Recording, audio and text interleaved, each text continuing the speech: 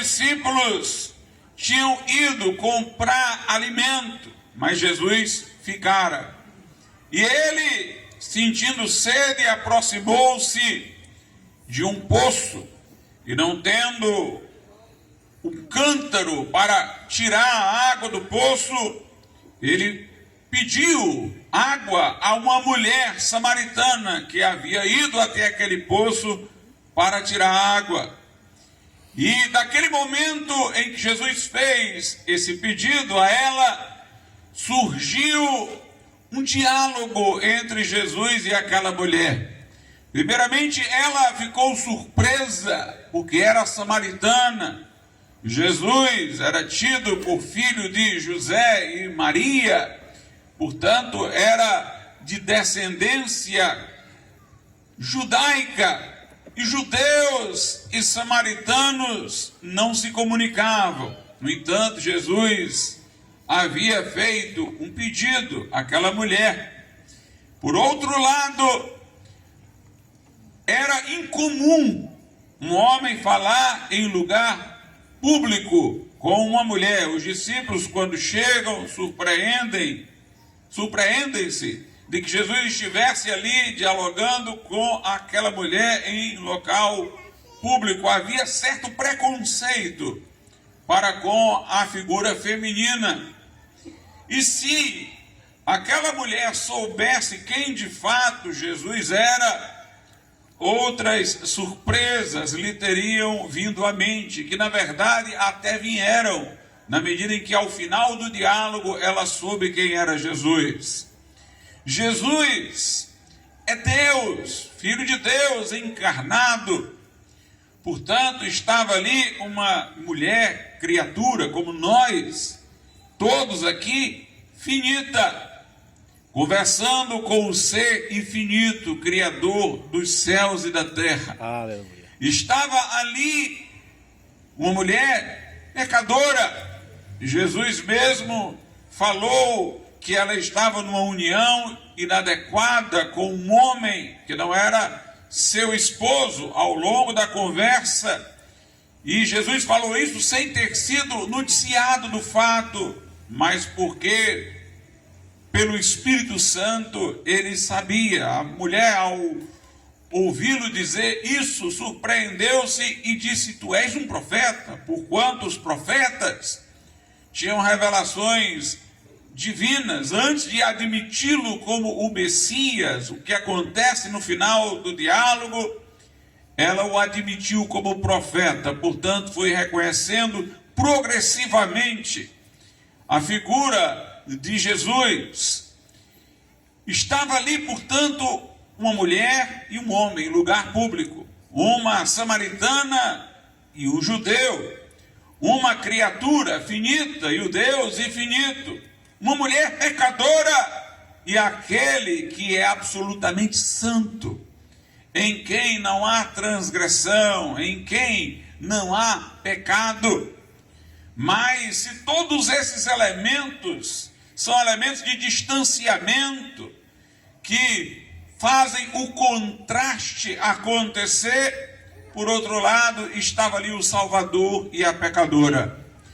E o Salvador veio para buscar e salvar o que se havia perdido. Ou seja, na medida que Jesus se aproximou dela, Jesus estava mostrando que aquele que veio para salvar não é inibido pelos preconceitos étnicos, pelos preconceitos sobre homem e mulher, sobre os preconceitos relativos à nossa condição pecadora. Jesus disse: eu não vim para ser servido, mas para servir e dar a vida em resgate por muitos. Jesus, ao longo do diálogo, tomou o poço onde a mulher fora buscar a água como uma ilustração para tudo aquilo que este mundo oferece.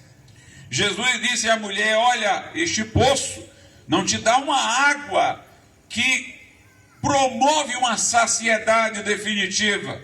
Tu vens aqui com rotina, com frequência, depois que tu bebes desta água, torna a ter sede, tem que recorrer ao poço de novo, alguma coisa que está do lado de fora. Tu vem lá da tua casa até aqui, buscar aqui algo para saciar a tua sede, e faz isso sempre, porque tornas a ter sede. Jesus queria com isso ilustrar as coisas deste mundo. O mundo oferece prazeres, o mundo oferece entretenimento, mas tudo que o mundo oferece é provisório, é efêmero, é passageiro, é de momento. O mundo não oferece nada que traga uma satisfação definitiva. E as pessoas que recorrem a estas coisas do mundo, elas fazem sua felicidade aparente ser dependente de algo que está fora delas, que elas ficam indo lá para se abastecer.